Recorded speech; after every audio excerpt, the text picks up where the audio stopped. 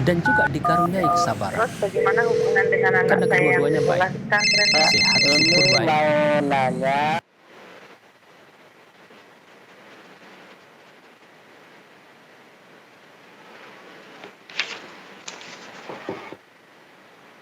Ya, bismillah.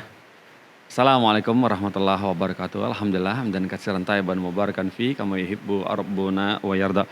Pemirsa Fatwa TV, alhamdulillah kita dapat berjumpa kembali di program kesayangan kita yang kita nantikan, program terbilang baru di slot yang baru, di waktu yang baru, hari yang baru termasuknya yang termasuk muda dan juga ustadznya mesti muda yang mengampu acara ini. Barakallahu fikum. Dan beliau posisinya juga istimewa, tidak di Jakarta, tidak di Pulau Jawa. Barakallahu fikum. Dan nanti kita akan sapa ustadznya. Tapi sebelumnya bagi pemirsa atau yang merelay acara ini, radio ya setia merelay acara ini yaitu yang tergabung dalam organisasi Artvisi atau radio dan televisi Islam Indonesia, ya gabungan seperti itu. Silahkan mendengarkan, selamat datang, ahlan. Barakallahu fikum. Dan bagi pemirsanya, pendengar setianya bisa menghubungi kami atau bertanya kepada Ustadz di 021 212 32 333. Ya, begitu ya. Insya Allah ada tertera di depan layar saya nih. Iya, barakallahu fikum. Dan tidak berpanjang lebar, yuk kita sapa Ustadznya. Ustadz Dr. Haikal Basyarahil. Barakallahu fikum Ustadz. Assalamualaikum. Waalaikumsalam warahmatullahi wabarakatuh. Gimana kabar antum Ustadz? Alhamdulillah baik sehat. Kabar pondok gimana? Kabar pondok? Alhamdulillah. Alhamdulillah ya. Sudah masuk semester baru ya Ustadz ya? Apa tengah-tengah semester nih Ustadz? Semester ganjil? Iya semester ganjil, ya sudah separuh sudah berjalan. Alhamdulillah, barakallahu fikum. Berapa Ustadz siswanya di Ustadz? Oh di sini kurang lebih sekitar 800 siswa kurang lebih. Banyak juga ya. 800 itu campur ada akhwat, ada ikhwan atau hanya ikhwan aja? Iya, ikhwan dan akhwat. Oh, Masya Allah. Martapura ya, besar juga ya 800. Besar juga 800, barakallahu fikum. Tapi Ustadz, alhamdulillah Ustadz kami bersyukur kepada Allah dan berterima kasih kepada antum yang rela meluangkan waktunya untuk kita ganggu dengan pertanyaan-pertanyaan yang masuk ke dewanfatwa.com dan alhamdulillah antum masih setia bersama kami menjawab pertanyaan-pertanyaan yang masuk. Ya Ustadz, untuk di awal pertemuan kita kali ini seperti biasa kami memohon kepada antum untuk bisa diberikan kami nasihat Ustadz pembuka yang menurut antum yang cukup penting, nasihat yang penting untuk kita semua dengarkan. Barakallahu fikum. Tafadhol ya Ustadz. Iya. Innal hamdalillah nahmaduhu wa nasta'inuhu wa nastaghfiruh wa na'udzu billahi min shururi anfusina wa min sayyiati a'malina may yahdihillahu fala mudilla lahu wa may yudlil fala hadiya lahu asyhadu an la ilaha illallah wahdahu la syarika lahu wa asyhadu anna muhammadan abduhu wa rasuluh fa in asdaqal hadits kitabullah wa khairul hadi hadi muhammadin sallallahu alaihi wasallam وشر الأمور محدثاتها وكل محدثة في الدين بدعة وكل بدعة ضلالة وكل ضلالة في النار أما بعد. Ikhwan dan akhwat pemirsa Fatwa TV yang dimuliakan oleh Allah Subhanahu wa taala. Nabi sallallahu alaihi wasallam pernah bersabda, kata beliau, "Innama bu'istu liutammima makarimal akhlaq." Kata Nabi sallallahu alaihi wasallam, sesungguhnya aku diutus untuk menyempurnakan akhlak. Berbicara akhlak, maka akhlak itu tidak hanya sekedar etika, berkata baik, ataukah bertutur kata yang sopan, lembut berbicara, dan semisalnya. Tetapi yang dimaksudkan akhlak di dalam hadis ini adalah semuanya. Maka agama itu semuanya akhlak. Makanya Nabi mengatakan innama bu'istu liutammima makarimal akhlaq. Sesungguhnya aku diutus untuk menyempurnakan akhlak yang mulia. Imam Ibn Abdul Bar menafsirkan makna hadis ini, kata beliau masuk di dalam hadis ini adalah sholat, zakat, puasa, haji dan yang lainnya. Semua perkara agama itu masuk dalam perkara akhlak. Oleh karena itu, kalau kita ingin berbicara tentang masalah akhlak, maka akhlak ini kita berbicara agama semuanya, dan akhlak ini menjadikan orang tersebut mulia di sisi Allah Subhanahu wa taala. Dan akhlak ini mencerminkan hati seseorang.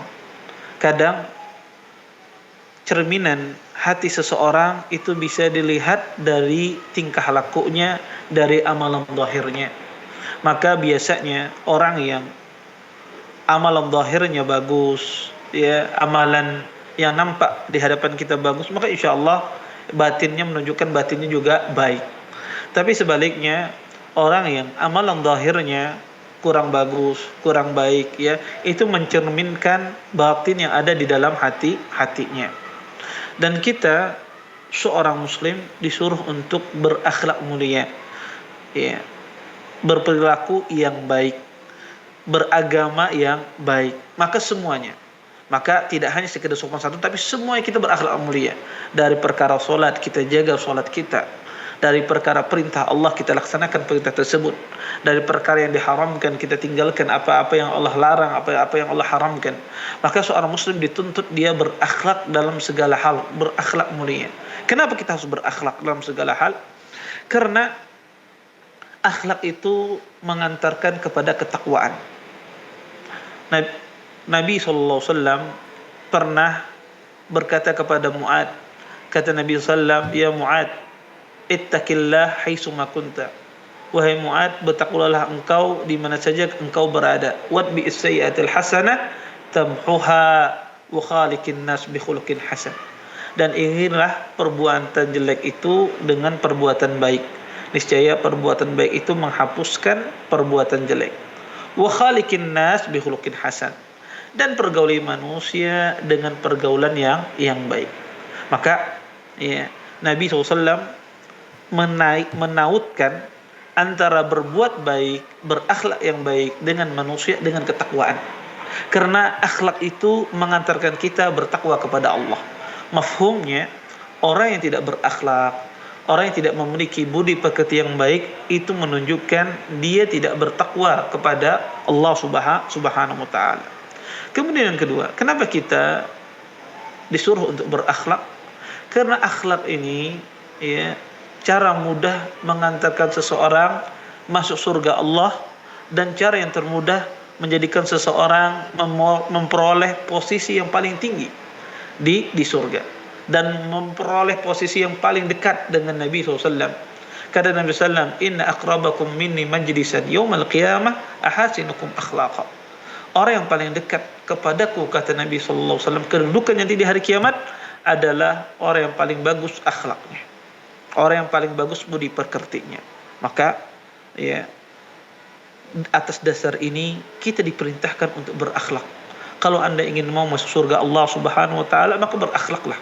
Dan akhlak itu sekali lagi tidak terbatas pada budi pekerti, etika, tetapi akhlak itu berbicara agama semua. Sebagaimana ditafsirkan oleh Imam Ibn Abdul Bar. Karena Nabi diutus itu tidak hanya menjelaskan tentang masalah kesopanan, tetapi Nabi diutus dalam perkara hal, dalam perkara beribadah, perkara sholat, perkara zakat, puasa, haji, ya, perintah-perintah, dan semuanya. Maka akhlak itu semuanya. Sehingga seorang muslim itu jangan dia, ya, misalnya bagus budi pekertinya, bagus akhlaknya, sopan santunnya, tapi dia tidak perhatian terhadap sholatnya, tidak perhatian terhadap perintah-perintah Allah Subhanahu wa taala. Tetapi sebaliknya, ada orang Masya Allah perhatian tentang masalah sholat, zakat, hal-hal yang diperintahkan kepada dia perhatian, tetapi omongannya kasar, menyakiti hati orang, mengganggu orang, ya, kata-katanya tidak teratur, ya, mencela orang, menggibah orang, ya, maka ini juga keliru. Maka seorang muslim dia ketika beragama Islam ini beragama dengan sempurna.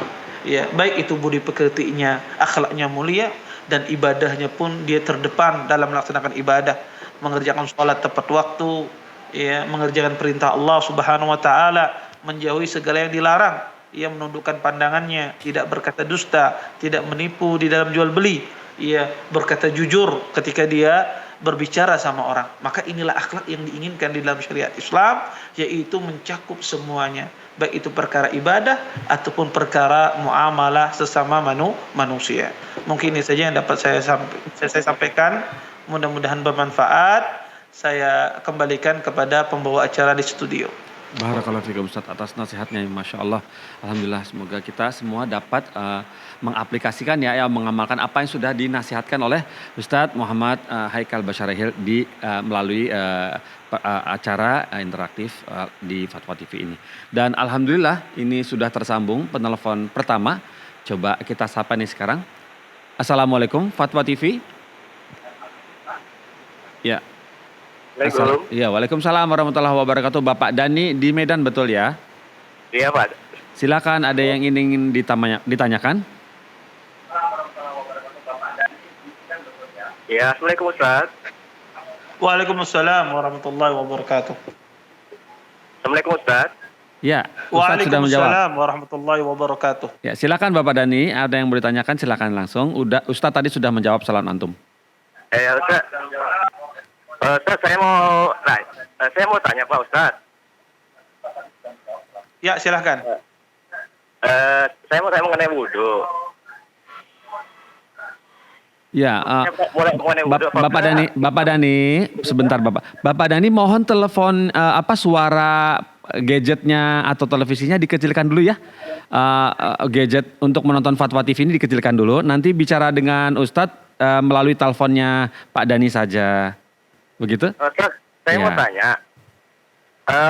Apakah kalau kita bersentuhan kulit dengan istri kita, apakah kita wudhu itu batal? Oh. Itu saja Bapak Dani? Iya Pak Ustaz, itu aja. Ya, terima kasih sudah telepon ke Fatwa TV. Tafadhol ya Ustadz. Ya, Assalamualaikum Ustaz. Ya.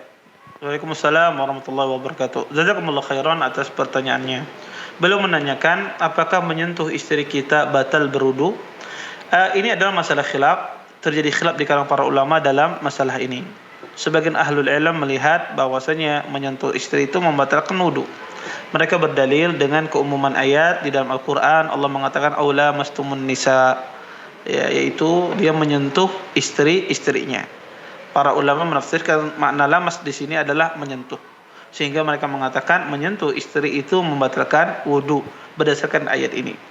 Sebagian ahlul ilm melihat bahwasanya menyentuh istri atau menyentuh wanita itu tidak membatalkan wudu seseorang.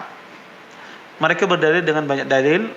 Pertama adalah peristiwa Nabi SAW ketika sholat malam. Pada saat itu Aisyah radhiyallahu taala anha mencari Nabi di kasurnya, tetapi Aisyah mendapati Nabi SAW sedang sujud dan Aisyah menyentuh batina qadamai. Tangan Aisyah menyentuh dua telapak kaki Nabi SAW ketika beliau sujud. Di sini Aisyah menyentuh Nabi SAW kedua telapak kaki Nabi, dan Nabi pun meneruskan sholatnya, tidak membatalkan sholatnya. Kalau seandainya kata mereka menyentuh istri itu membatalkan wudu, niscaya Nabi SAW akan membatalkan sholatnya. Tetapi di sini Rasulullah tidak membatalkan sholatnya. Kemudian para ulama menjawab tentang penafsiran ayat yang mengatakan aula mastumun nisa, atau dia menyentuh istrinya. Maka kata para ulama makna lamas di sini adalah bukan menyentuh, tetapi maknanya adalah berhubungan intim atau berjima atau menggauli istrinya. Itu maksudnya. Bukan maknanya adalah tentang masalah menyentuh istri, dan itu selaras dengan makna ayat. Kalau kita perhatikan keindahan ayat maka itu sangat cocok sekali diartikan di sana. Itu adalah maknanya adalah menggauli istri, bukan menyentuh istri.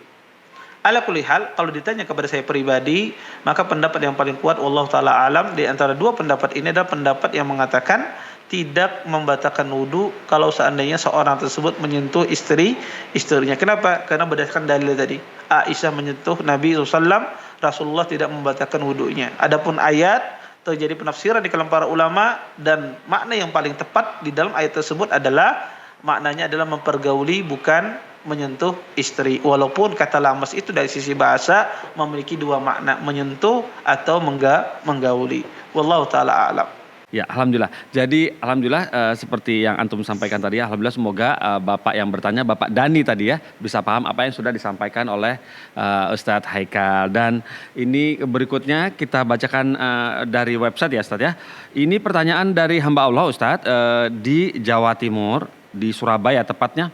Bertanya seperti ini, Assalamualaikum warahmatullahi wabarakatuh. Ustadz Haikal izin bertanya, Ustadz bolehkah seseorang yang pendek badannya tidak tinggi itu melakukan operasi peninggi badan agar ia tidak dianggap pendek di masyarakat?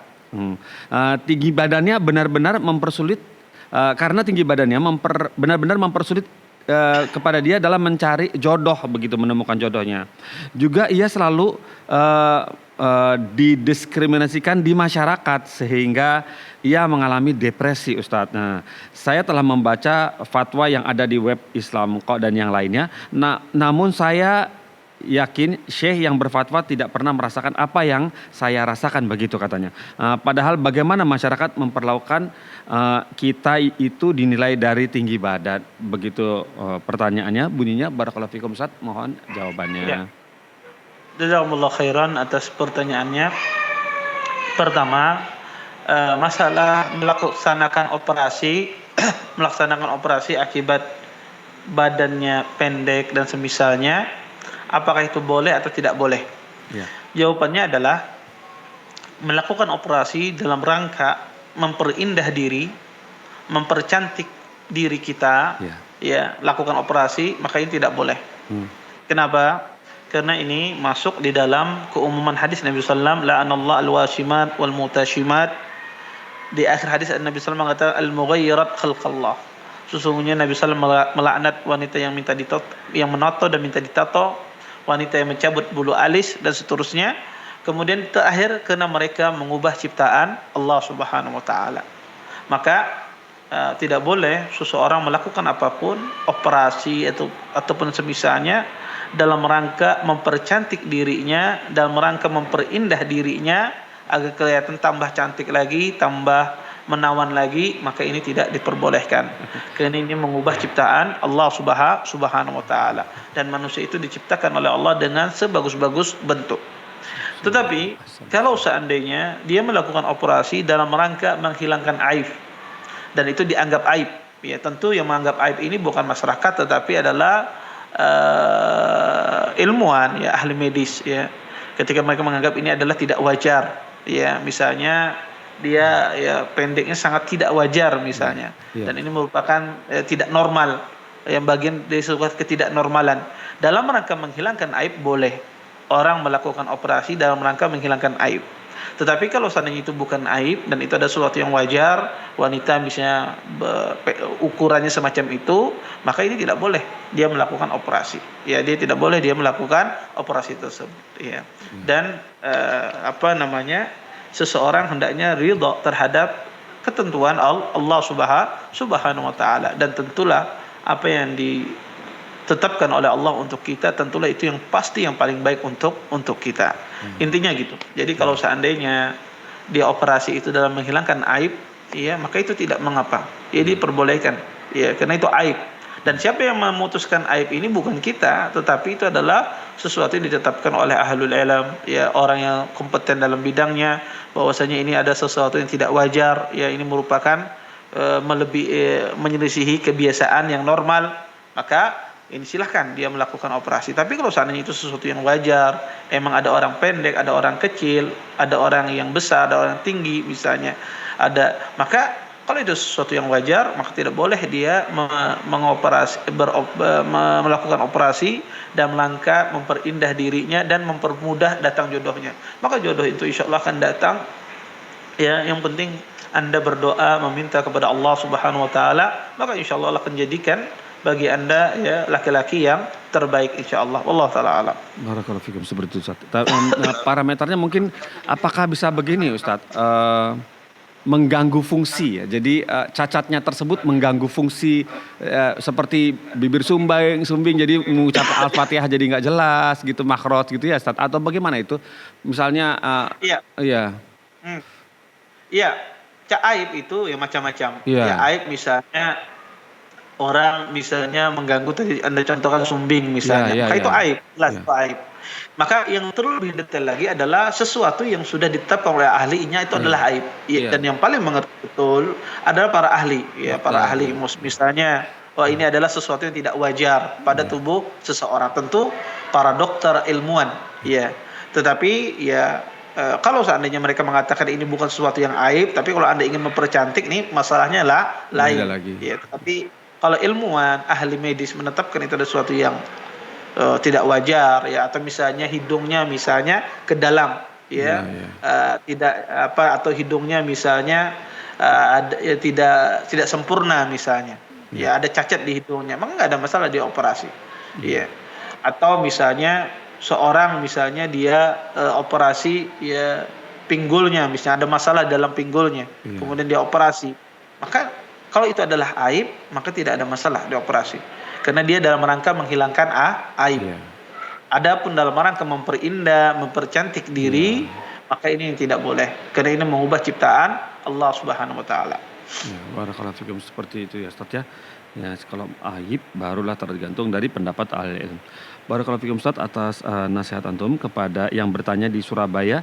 Berikut ini pertanyaan dari Farhan, dari Bapak Farhan ini Ustaz di Kota Malang, Jawa Timur. Bertanya seperti ini. Assalamualaikum warahmatullahi wabarakatuh Ustaz Haikal. Izin bertanya Ustaz, barakallahu fikum. Ana ada 2 pertanyaan.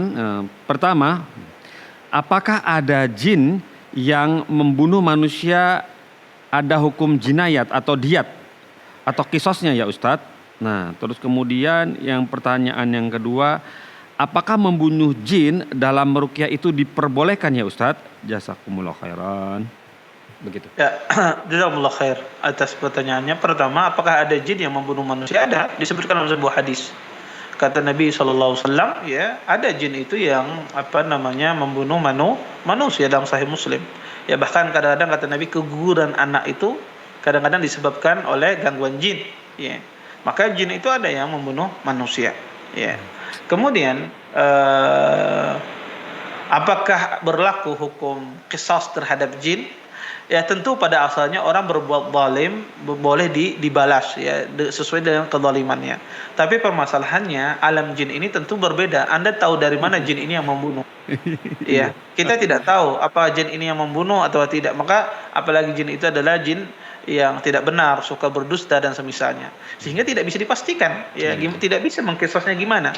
Karena kita tidak mengetahui apakah dia membunuh atau jinnya, kita tidak tahu karena dia perkara gaib. Bisa jadi jin itu mengaku, bisa jadi dia berdusta. Maka tudra'ul hudud bisyubhat. Hudud itu tidak bisa dilaksanakan kalau ada syubhat di sana. Ya, ada kaidah bahwasanya hudud itu hukum had, pancung, potong tangan, rajam dan semisalnya, itu tidak bisa ditegakkan kalau ada syubhat di sana. Maka syubhat dalam masalah ini sangat besar tentunya. Ya. Tentunya tidak akan bisa ditegakkan had di sini karena kita tidak tahu ya jin siapa, terus gimana cara mengkisasnya ya. Iya, ya, kita tidak tahu dan bagaimana cara mengkisasnya, sehingga para fuqaha tidak membahas masalah ini karena ya gimana cara mengkisasnya, kemudian di situ ada syubhat yang sangat jelas ya, karena kita tidak tahu ya, sehingga hukumannya nanti di hari kiamat kelak, kalau seandainya dia berbuat zalim maka dia akan dibalas ya, sesuai dengan kadar kezalimannya terhadap manusia. Dia mengganggu manusia, maka dia akan dihukum oleh Allah Subhanahu wa taala sesuai dengan kadar kezalimannya terhadap orang lain. Kemudian masalah berikutnya adalah masalah bagaimana boleh tidak kita membunuh jin dengan meruqyah. Ya, ketika meruqyah kita bunuh jin tersebut, boleh tidak? Maka pada asalnya jin-jin itu ya kita suruh dia keluar, ya dia suruh keluar. Untung-untung dia mau taubat. Kalau seandainya dengan ruqyah kita jinnya itu mati, maka kita tidak berdosa, tidak ada masalah. Karena itu salah jin itu sendiri, dia tidak mau keluar dari tubuh manusia. Kemudian Anda meruqyah sampai jinnya mati misalnya, jinnya meninggal, maka tidak mengapa. Ya, dan Anda tidak berbuat dosa di sini. Ya, karena jin itulah yang salah, dia masuk ke tubuh manusia. Ya, maka tidak mengapa seorang meruqyah, jinnya tidak mau keluar, kemudian jinnya mati di dalam tubuh orang tersebut, ya meninggal misalnya. Maka tidak mengapa dan tidak berdosa. Seperti itu ya Ustaz ya. Tidak mampu dan tidak berdosa ya kalau sudah diruqyah. Barakallahu fikum Ustaz atas jawaban antum. Semoga kita yang bertanya di sini dan kami juga insya Allah semakin paham di sini. Dari Bapak Farhan tadi semoga bisa paham ya Pak Farhan ya. Insya Allah perjawaban akan kami berikan langsung ya melalui Japri. Berikutnya Ustaz, pertanyaan dari Afan. Ini sepertinya ada telepon, betul teman-teman? Baik. Apakah ada telepon teman-teman? Kita lanjutkan dari website ya. Dari Dadan. Oh, ada telepon. Tersambung lagi. Baiklah. Coba kita sapa sekarang ya. Ya, sudah tersambung. Assalamualaikum Fatwa TV. Halo. Iya, halo juga. Assalamualaikum. Oh, Waalaikumsalam. Ya, dari Mau Bapak nanya nih, siapa Pak. di mana? Dari Bapak siapa di mana? Di Aceh nih, di Aceh, Pak Rusdi. Bapak Pardi di Aceh. Rusdi. Bapak Rusdi di Aceh. Ya. Baiklah, silakan Bapak Rusdi. Mau nanya masalah apa ini? Masalah gigi palsu. Judi palsu. Ya, gigi palsu itu kan ada dua macam. Ada yang bisa dibuka, ada yang dilem yang nggak bisa dibuka. Itu apakah dosa apa enggak itu? Haram apa enggak yang Oh. dilem itu? Gigi palsu Bapak ya. Bapak Rusdi ya. Gigi palsu. Yang dilem dengan yang tidak dilem. Apa Dilem itu dan- haram apa enggak? Atau ada saya dengar kalau meninggal itu harus dibuka yang dilem itu. Apa benar? Yang gigi palsunya yang geraham atau gigi seri Bapak? Semua itu, semua. Oh gitu. Semua. Ada yang dilem, ada yang bisa dibuka modelnya kan. Oh gitu. Ya ya Kalau ya. meninggal yang dilem itu apa harus dibuka juga misalnya. Oh begitu. Ada lagi pertanyaan Bapak? Saya rasa itu aja sementara. Baik, terima kasih Bapak Rusdi sudah telepon ke Fatwa TV. Ya Ustadz, Bapak Rusdi bertanya bagaimana dengan pemasangan gigi yang bisa dilem atau yang tidak bisa dilem begitu Ustadz? Apakah diperbolehkan dengan menggunakan gigi seperti itu dan apakah ketika meninggal gigi yang dilem tadi harus dicopot, dicabut begitu? Barakallahu fiikum Ustadz, tafadhol. Iya. Jazakumullah khair atas pertanyaannya. Masalah memasang gigi palsu. Tentu memasang gigi palsu ini tidak ada masalah. Karena apalagi dibutuhkan oleh orang. Ya, dibutuhkan oleh orang. Apalagi membantu untuk berbicara. Ya, Maka makan tidak juga. mengapa ya seseorang memasang gigi palsu. Tetapi para ulama mengatakan berusaha tidak mengambil gigi palsu itu dari gigi yang terbuat dari emas dan semisalnya. Oh. Ya, maka gigi palsu yang biasa maka insya Allah tidak mengapa. Kemudian yang kedua adalah masalah ketika meninggal apakah dilepas gigi tersebut ataukah tidak. Maka jika seandainya dia bisa melepasnya, mudah untuk dilepas, maka tidak afdalnya dilepas. Ya, afdalnya dilepas kenapa? Karena kalau kita biarkan di sana berarti kita menjadikan harta tersebut binasa begitu saja. Ya, habis begitu saja. Karena gigi palsu itu merupakan harta apalagi yang dibikinnya mahal, ya. Maka kalau seandainya bisa dilepas itu tentu lebih baik kalau memungkinkan melepas. Kalau seandainya kesusahan untuk dilepas, susah untuk dilepas maka biarkan. Tidak mengapa sama mayit. Ya, dikuburkan sama mayit. Tapi kalau seandainya mudah untuk dilepas, maka afdalnya dilepas. Ya, maka ini dilihat ya. Apakah gigi itu tadi saya nggak tahu jenisnya apakah yang dilem tidak apa. Intinya kalau dia susah untuk dilepas maka biarkan. Sama mayit. Tapi jika seandainya mudah untuk dilepas, maka afdalnya dilepas. Ustadz, saya pengen nggak mau lepas. Boleh tidak? Boleh, tidak ada masalah.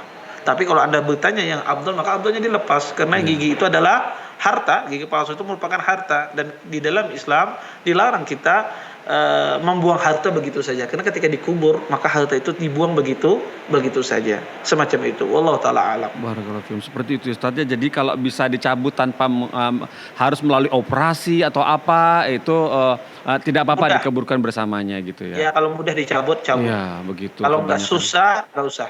Oh ya begitu. Terus begini Ustadz Afan sedikit beberapa rekan kami ada yang kaki atau tangannya ada pennya Ustadz pernah patah lantas pennya ikut terkubur bersamanya. Pen yang pernah dulu patah pen besi ya gitu ya. Penyambung tulang itu bagaimana kalau seperti itu Ustadz? Nggak apa-apa, ya nggak apa-apa. Itu sama tadi. Ya, kalau ya sesuatu yang nggak bisa dilepas ya dibiarkan. Atau yang susah untuk dilepas biarkan. Begitu. Ya. Ya begitu. Allah Ta'ala. Karena memang melepas kan pastinya sulit harus apa sih. Barakallahu fikum Ustaz. Pertanyaan berikut ini dari kita sambung yang tadi sempat dibacakan Dadan Mandani dari Bapak Dadan Mandani di Bogor, Jawa Barat. Bertanya seperti ini. Assalamualaikum warahmatullahi wabarakatuh Ustaz Haikal. Izin bertanya, saya Bapak Dadan ini kecanduan judi online. Dan saya ingin berhenti, tapi susah bagi saya untuk berhenti Ustadz. Agar supaya saya bisa berhenti, saya pernah bernazar. Saya nazar kalau saya judi lagi, saya akan puasa 40 hari. Nah, itu saya lakukan agar saya takut untuk berjudi lagi karena bagi saya 40 hari puasa itu terasa sangat berat. Yang ingin saya tanyakan, apakah nazar itu sah? Dan kalau sah, apakah nazar itu bisa dibatalkan ya Ustadz? Mohon bantuan dan nasihatnya. Jazakallah khairan. Ya, jazakumullah khairan atas pertanyaannya. Beliau menanyakan tentang masalah boleh tidak kita bernazar bahwasanya kalau seandainya saya berjudi lagi, saya akan bernazar, bersedekah atau semisalnya. Ya. Apakah boleh demikian? Ya, kalau seandainya boleh, ya seperti apakah boleh dibatalkan nazar tersebut? Pertama, saya berdoa kepada Allah Subhanahu wa taala agar Allah Subhanahu wa taala menghilangkan ya kecanduan Anda terhadap judi. Iya. Tentu ini adalah merupakan salah satu dosa ya yang sangat dibenci di dalam Islam karena ini menghambur-hamburkan harta dan membinasakan seseorang. Maka saya berdoa kepada Allah Subhanahu wa taala agar ya Anda dijauhkan oleh Allah Subhanahu wa taala dari suka namanya judi dan dijadikan di hati Anda benci terhadap perbuatan judi. Dan seyogyanya seorang mukmin harus berusaha bersungguh-sungguh untuk menghilangkan hal ini. Maka perbanyak doa kepada Allah Subhanahu wa taala, meminta ampun kepada Allah Subhanahu wa taala, sering-sering hadir di majelis ilmu, kemudian bercarilah teman yang baik sehingga hal tersebut bisa menjauhkan Anda dari praktek judi ya atau judi online. Kemudian yang kedua mengenai pertanyaan Anda, apakah sah nazar tersebut? Ya, boleh seorang bernazar. Saya bernazar tidak akan bermaksiat. Kemudian dia bermaksiat, maka dia penuhi nazarnya, dia bayar nazarnya. Taib. Apakah boleh nazar itu dibatalkan? Tidak boleh. Orang kalau sudah bernazar mengucapkan saya telah bernazar, walaupun nazarnya belum terjadi, waktunya belum terjadi. Contoh misalnya saya bernazar kalau anak saya nanti ranking 1 di semester awal ini saya ingin membangun masjid misalnya. Ya. Dan anaknya masih belum ujian atau hasilnya masih belum keluar. Kemudian dia mikir bangun masjid ini mahal harganya 1 miliar lebih. Ya misalnya gitu. Akhirnya nggak jadi dah, saya tidak punya uang. Ya, akhirnya saya batalkan. Saya tidak mau bernazar. Iya. Maka apakah boleh dia membatalkan semacam ini? Anaknya belum tentu lagi, belum keluar hasilnya. Apakah boleh dia batalkan nazarnya? Tidak boleh. Orang kalau sudah bernazar tidak boleh dia batalkan nazar tersebut. Maka kalau dia sudah berucap dengan nazarnya, maka teruskan. Ya, maka kalau seandainya terbukti anaknya ranking 1, maka penuhi nazarnya. Kalau dia tidak bisa, maka dia bayar kafarah nazar. Wallahu taala a'lam. Barakallahu fikum Ustaz. Menarik Ustaz yang antum jelaskan tadi. Jadi kita kalau ingin bernazar, kalau memang terpaksa harus bernazar, berarti harus mengukur dengan kemampuan kita gitu begitu. Apa bagaimana Ustaz sebetulnya? Jadi apa mencari yang tertinggi bebannya atau yang sesuai dengan kemampuan? Karena nazar itu orang di awal semangat bernazar, tapi ketika sudah masuk waktunya itu mulai dia menjadi apa? Kendor. Pesimis ya. Sanggup enggak sanggup, karena orang di awal semacam itu manusia ya, pasti dia akan mencari sesuatu yang lebih ya, saya bisa ini, tapi ketika sudah berjalan semangat itu pun menurun ya, semangat, dan itulah tabiat manusia ya. Makanya sebagian ahli ilmu mengatakan nazar itu la ya'ti bi khair, nazar itu tidak mendatangkan kebaikan ya, tidak mendatangkan kebaikan ya. Oleh karena itu ulama berselisih tentang masalah hukum nazar ini, apakah boleh, apakah dia makruh dan semisalnya. Intinya kalau orang itu bernazar sudah ya, kemudian dia tidak sanggup terhadap pelaksanaan nazar tersebut, maka dia bayar kafarah. Ya, atau dia misalnya tidak mengukur kemampuannya ya, padahal dia tidak ada pemasukan ya, tidak ada punya uang demikian gitu. Tapi karena modal semangat saja di awal ya, nanti insya Allah Allah mudahkan mungkin dalam hatinya demikian, tetap ya dia penuhi nazarnya. Kalau tidak bisa memenuhi, bayar kafarah dia. Wallahu taala alam.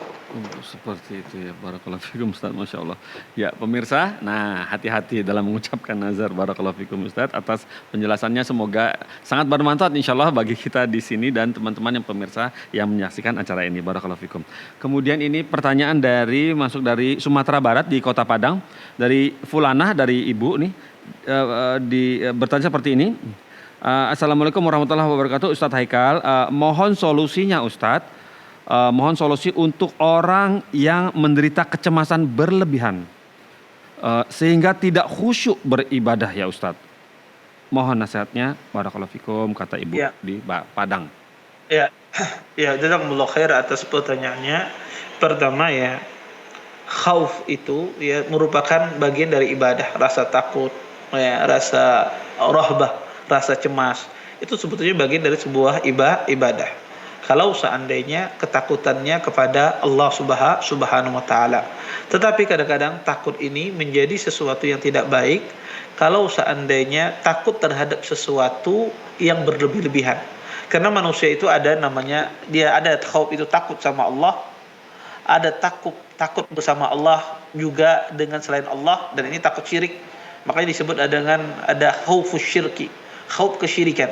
Dia takut sama Allah dan juga takut sama selain Allah. Contoh misalnya, ada pohon besar dia lewati, ya, kemudian dia takut terhadap pohon ini.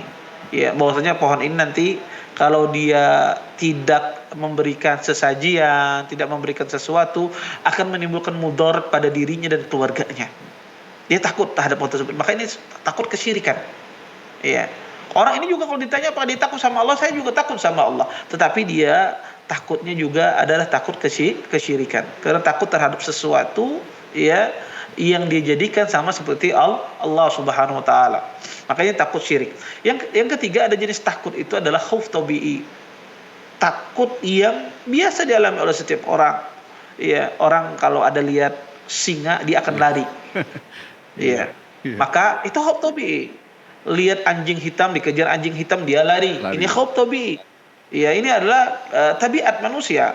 Lihat ada orang bawa golok, yang bawa pisau misalnya mengejar dia lari. Dia takut. Ini apa tabi'i? Ya. Dia ada gempa, dia lari. Ya, ini adalah khauf tabi'in dan ini tidak ada masalah. Tapi khauf tabi'i ini, khauf yang biasa ini bisa menjadi dia sesuatu yang tidak baik, ya, dicela di dalam syariat ketika berlebihan.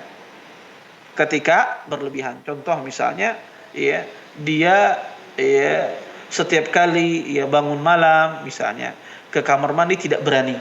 Ya, kenapa? Ya karena ya ada sedikit saja misalnya suara sudah langsung takut ya. Padahal mungkin suara cecak, kalau jangkrik ya. Kadang-kadang melihat sesuatu ya ada lintasan takut dia. Padahal itu bayangan dia sendiri misalnya. Maka ini ada takut kecemasan semacam ini, berlebihan semacam ini tidak benar. Ya, ini tidak benar dan ini bermasalah pada tauhid seseorang. Ya, tauhid seseorang. Maka seseorang itu boleh takut kalau ada sebab-sebab yang menjadikan kita takut. Tapi kalau tidak ada sebab yang alasan menjadikan kita takut, maka ini tidak benar. Maka ini dia kurang tawakalnya sama Allah Subhanahu wa taala. Maka takut yang berlebihan ini tidak benar. Ya, tidak benar kalau seandainya melebihi batas kewajaran. Bahkan ada sebagian orang itu kadang-kadang saking takutnya dia, semua lampu rumahnya tidak mau dia matikan. Ya. Semua lampu rumahnya dia nyalakan. Saking takutnya, ada satu saja lampu rumahnya dia matikan, takut dia, tidak berani. Maka ini takut yang berlebihan. Ya. Sesuatu yang berlebih. Ya. Maka ini tercela takut semacam ini. Dan ini menunjukkan kurangnya orang tersebut tawakal kepada Allah Subhanahu wa taala. Nah, terus bagaimana cara menghilangkan takut yang berlebihan ini, kecemasan berlebihan semacam ini? Cara menghilangkannya pertama tentu kita berdoa kepada Allah, memohon kepada Allah Subhanahu wa taala agar dihilangkan sifat semacam ini. Kemudian yang kedua, tanamkan pada diri Anda bahwasanya yang satu-satunya zat yang maha kuat itu adalah Allah Subhanahu wa taala. Ya, tanamkan pada diri kita zat yang paling kuat dan semuanya itu lemah di hadapannya hanyalah Allah Subhanahu wa taala. Adapun syaitan, ya, jin dan semisalnya, mereka adalah makhluk yang paling lemah. Ya, mereka adalah makhluk yang paling lemah dan Anda berlindung meminta pertolongan kepada zat yang maha kuat. Sehingga kalau Anda menanamkan hal semacam ini pada diri Anda, pada anak Anda, maka hilang rasa takut tersebut. Ya, karena masalahnya orang tidak menanamkan pada dirinya, ya, tidak meyakini betul bahwa Allah itu zat yang maha kuat, zat yang maha perkasa, Azizul Jabbar, ya, Tuhan yang maha mulia, maha perkasa. Ya, tidak ditanamkan pada dirinya. Dan dia meyakini di sisi lain syaitan, iblis, jin dan semisalnya dia adalah makhluk yang kuat, padahal jin dan syaitan itu makhluk yang paling lemah. Ya. Maka kalau orang meyakini demikian, dia sebagai manusia, dia meminta perlindungan kepada zat yang maha kuat, siapa yang mau memudaratkan dia? Siapa yang bisa? Tidak ada yang sanggup memudaratkannya, karena dia dilindungi oleh zat yang maha kuat, yang maha mulia. Maka tanamkan hal ini pada diri kita, sehingga hilang kecemasan yang berlebihan. Ya, apapun, ya, Anda maka gantungkan harapan Anda, ya, tawakal Anda kepada Allah Subhanahu wa taala. Kemudian yang ketiga, cara menghilangkan kecemasan semacam ini selain kita tadi menanamkan pada diri kita, menguatkan tawakal kita kepada Allah, maka banyak-banyak baca sirah paranya salaf, paranya sahabat, ya. Bagaimana keberanian mereka, syaja'ah mereka, ya. Maka itu menghilangkan rasa ketakutan. Kalau orang banyak membaca buku cerita Nabi, cerita para salaf, cerita para sahabat Nabi SAW tentang keberanian mereka, itu menjadikan dalam diri kita ini tumbuh keberanian, ya, sifat berani. Maka hilang rasa cemas yang berlebihan. Masalahnya kita itu sering melihat sesuatu yang menakutkan sehingga terbawa terus, ya, dan itu menjadikan pola pikir di dalam benak kita. Ya, suka mungkin ada lihat sinetron, ya, kisah pembunuhan, film kisah horor, ya. Ya, apa macam itu, ya, ataupun hal-hal yang lain, ya, tentang masa penculikan dan seterusnya, yang menjadikan dia khawatir dalam segala hal dalam kehidupannya, ya, dan menjadikan dia takut. Maka obatnya adalah dengan cara seseorang itu banyak membaca buku-buku sirah, bagaimana syaja'ah, ya, keberanian orang-orang terdahulu. Maka itu menjadikan orang itu jiwanya jiwa pemberani, ya, jiwa pemberani. Maka ini mungkin di antara, ya, cara trik agar seorang tersebut dihilangkan rasa kecemasan berlebihan di dalam dirinya. Wallahu taala alam. Barakallahu fikum Ustaz. Tergantung itu, ya. Kalau takut berlebihan mungkin kesehariannya kita yang dibaca itu salah, ya Ustaz, ya. Jadi terlalu banyak mendengar atau menonton atau melihat sesuatu yang dari gadget atau film-film yang nggak jelas asalnya dari mana, begitu, ya Ustaz, ya. Ya, bagi pemirsa tuh pelajaran dan nasihat dari Ustadz Haikal itu seperti itu. Banyak-banyaklah membaca sirah-sirah, ya, dari para Rasulullah dan para sahabat, ya, tabi'in tabi'ut itu mereka semuanya pemberani, begitu, ya. Kurangi menonton yang tidak bermanfaat, gitu kata Ustadz Haikal. Barakallahu fikum Ustadz atas nasihat antum. Dan kemudian ini ada pertanyaan dari Ibu Prisa. Ibu Prisa di Surabaya di Jawa Timur. Assalamualaikum warahmatullahi wabarakatuh Ustadz Haikal. Ini saya mau bertanya tentang istihadah. Dari yang saya baca-baca, jika mustahadah akan sholat, ya, orang yang istihadah ini mau sholat, rangkaiannya begini Ustadz: beristinja, kemudian membalut, kemudian wudhu, kemudian sholat. Nah, lalu yang membatalkan wudhunya adalah keluarnya pada waktu sholat, gitu katanya. Keluar hadas selain istihadah, dan keluar hadas istihadah jika orang tersebut menunda sholat. Nah, intinya di sini adalah dia bingung bagaimana jika habis wudhu atau sedang sholat orang tersebut buang angin, apakah harus mengulang rangkaiannya, dan meskipun istihadahnya sudah juga keluar atau merembes ketika sholat, begitu Ustadz. Mohon tips and tricksnya bagi orang wanita yang mengalami seperti ini, begitu Ustaz. Ya, jazakumullah khair atas pertanyaannya. Intinya gini, wanita yang istihadah, yang darahnya terus keluar terus menerus, misalnya tidak berhenti, maka dia pertama, ya, wanita istihadah itu dia disuruh mencari waktu yang tidak keluar darahnya. Kalau seandainya ada waktu yang tidak keluar darahnya, maka dia sholat di waktu tersebut.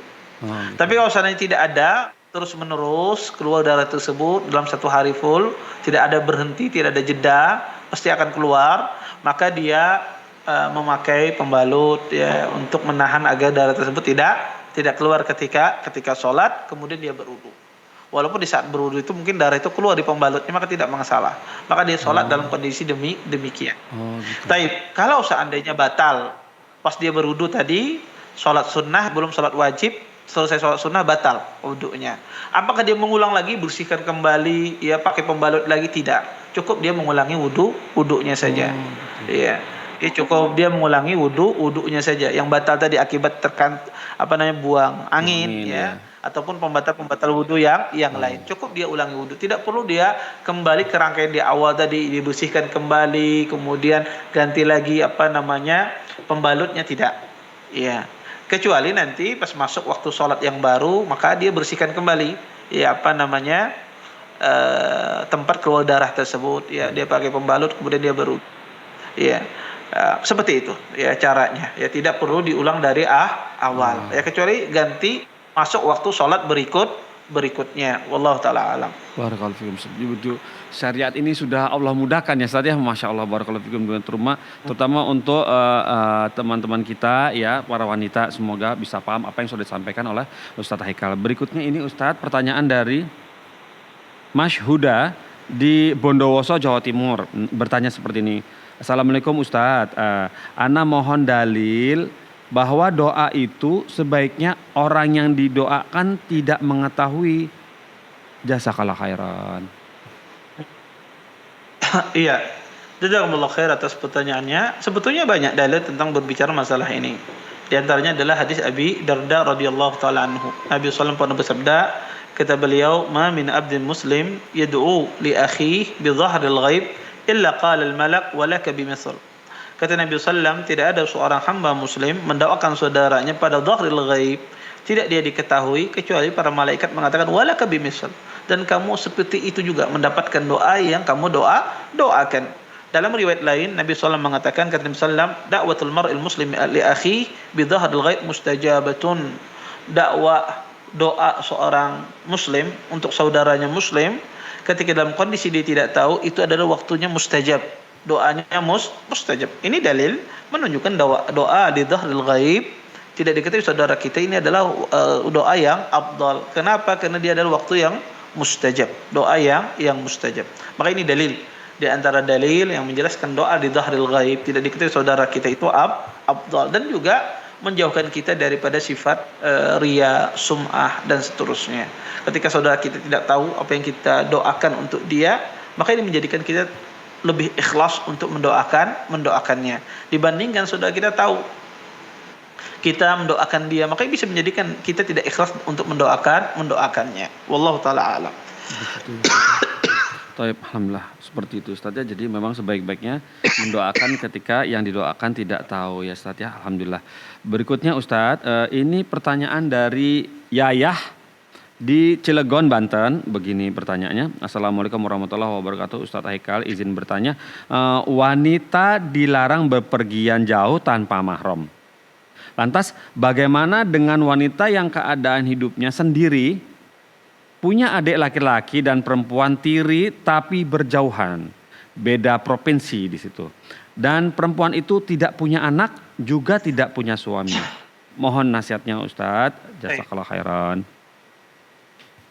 Jazakallah khairan atas pertanyaannya. Pertama, jika seandainya wanita itu tidak memiliki mahram, maka apakah dia boleh keluar rumah atau boleh dia safar? Jawabannya tetap tidak boleh. Nabi SAW mengatakan, la tusafiranna imra'atun ila ma di mahramin.